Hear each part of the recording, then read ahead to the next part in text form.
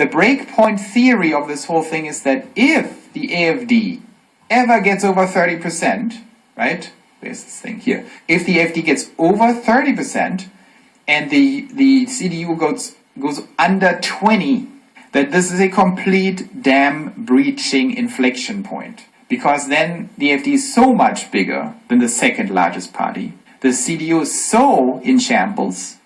And so many Germans now openly support the AfD at 30% that the entire narrative that the AfD is far-right extremist becomes a problem. It becomes a problem because it's very hard to uphold this theory, right? You know the joke with the driver on the wrong part of the street? Geisterfahrer in German, but in I think in American English you call him the wrong way driver. If you listen to the radio, you're on the I-95 or something up to San Francisco and you get the radio and you're the driver, you're sitting in your car and says, be cautious, there's a wrong way driver on the I-95.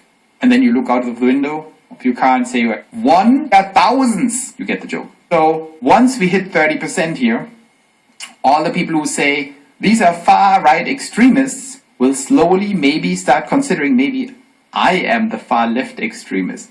Maybe the people who say open the borders and eliminate the German people are the extremists. And all the people who say the AfD is literally like Hitler, it's very hard to uphold that narrative when 30% of the entire electorate openly support it. Because at that point you're saying like, I know all these people, no one likes Nazis, no one speaks, evil stuff. If all these people vote for the AfD, maybe they're not Hitler. And then maybe you do the unthinkable and start watching the interviews with the AfD people. And then maybe you realize if the leader of the AfD is a lesbian who doesn't even live in Germany because he can't deal with it anymore and has like a Sri Lankan girlfriend, that they're not Nazis, right? Because the Nazis would not be lesbians with Sri Lankan girlfriends and live in Switzerland. So, this doesn't hold up at deeper investigation. And so now we have the situation that we are getting very close to this moment here. This is the emperor's new clothes, where we have an elite in Europe,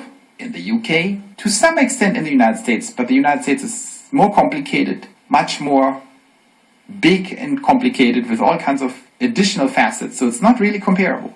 But in Europe, when you go to certain countries, from Macron to Starmer to, of course, Germany, and Germany is the worst in terms of popularity and approval ratings, Merz. It is clearly happening what we read in the Emperor's New Clothes in this amazing fairy tale, where the people are running around that lead these countries, and they are naked, they are morally naked, they are track record naked. They have the most devastating track record of all, especially the CDU, the others we don't even have to test, the Greens, blowing up the power plants, was that a good idea? Now preparing to attack Russia, is that a good idea?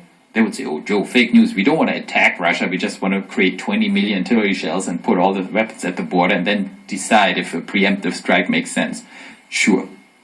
So they want to do all these things and keep the migration up and make all the migrants German citizens so they can say, look, the Germans are also becoming criminal. It's not the migrants. All these outrageous, insane things are not normal. They are extremist policies. And pointing at the AfD and saying they're the extremist will break down, and we will have that moment coming up very soon. Maybe we are already in that moment, where suddenly the entire population, some little boy at the parade says, what are you talking about? These people are naked. They are horrible people.